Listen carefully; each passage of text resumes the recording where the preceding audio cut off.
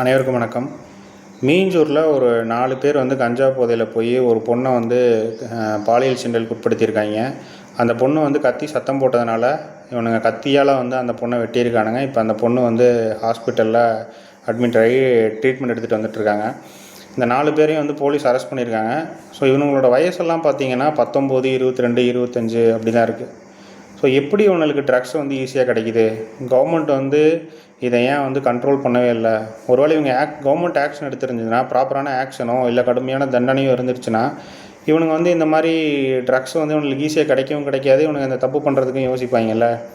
So கவர்மெண்ட்டோட actions வந்துட்டு அவ்வளோவா இந்த ட்ரக்ஸ் கண்ட்ரோல் பண்ணுறதுல இல்லை அப்படிங்கிறதான் வந்து தெரிய வருது. ஏன்னா வாரத்துக்கு ஒரு நியூஸ் வந்து நம்ம பார்க்குறோம்.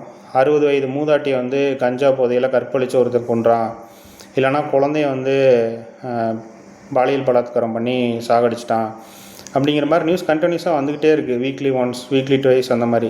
ஸோ கவர்மெண்ட் இதுக்கு உண்டான ஆக்ஷன்ஸ் வந்து என்ன எடுத்திருக்காங்கன்னா கொஸ்டின் மார்க் தான்.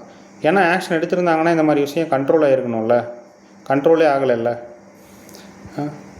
இவனுங்களை என்ன பண்ணுறானுங்க, அரெஸ்ட் பண்ணுறாங்க, உள்ளே போகிறாங்க, திரும்ப ஒன்று ஜாமீன் கிடச்சி வெளில வந்து அதே தப்பு தான் பண்ணுறாங்க.